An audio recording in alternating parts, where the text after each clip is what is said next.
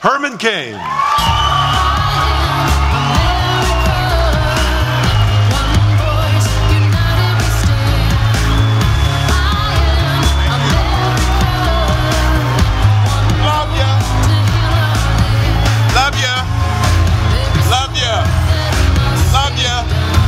Thank you.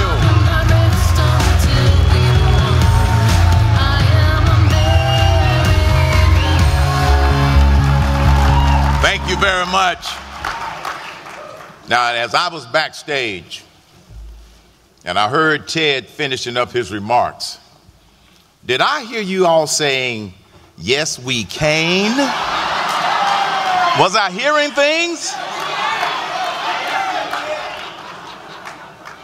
I want to thank Tony Perkins and his organization for inviting me, but more importantly, I want to thank you for being here, because that means that you get it.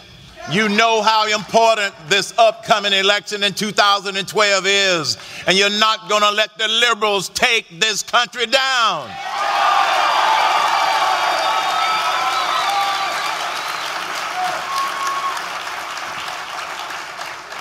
But I don't want you to be unclear about where I stand on certain things.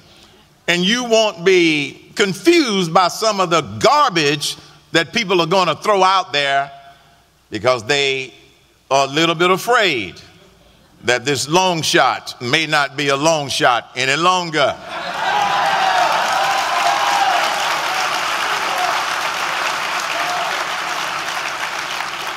So let me just set the record straight. Life, liberty, and the pursuit of happiness.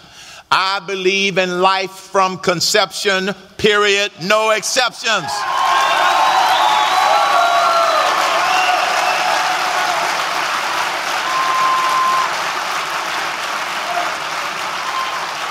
I believe that marriage is between one man and one woman.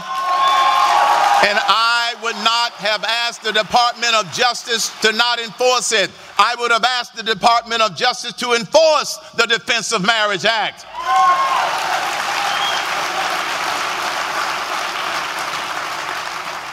So I happen to believe that the Founding Fathers put it in that order: life, liberty, and pursuit of happiness, for a reason.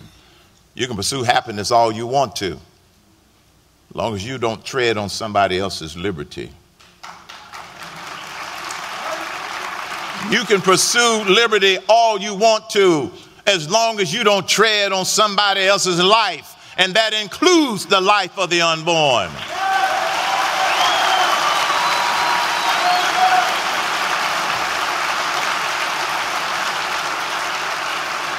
I'm running for the presidency because I'm inspired, not because I'm worried about me and my wife for 43 years. No, it's for the grandkids. Ronald Reagan, the Gipper, reminds us just how fragile this thing called freedom and this thing called liberty really is, when he said, freedom is never more than a generation away from extinction. You can't pass it on in the bloodstream. It must be fought for and protected, or one day we will spend our sunset years telling our children and our grandchildren what the United States of America used to be like when men were free. I'm not going to have that conversation with my grandkids, and I don't believe you want to have that conversation with your grandkids. Help me put United back into the United States of America, and let's retake the hill, the shining city on the hill, the United States of America. Can we ask a question? I got to keep walking. If you're in office, what is it that you would do about pro-life issues, and how would you change that? Well, the thing is, first of all, I wouldn't sign any legislation that wasn't pro-life oriented. That's number one, because a lot of them try to sneak in stuff in various pieces of legislation. So that's the biggest thing. Watch your step. So that's the biggest thing that I would do.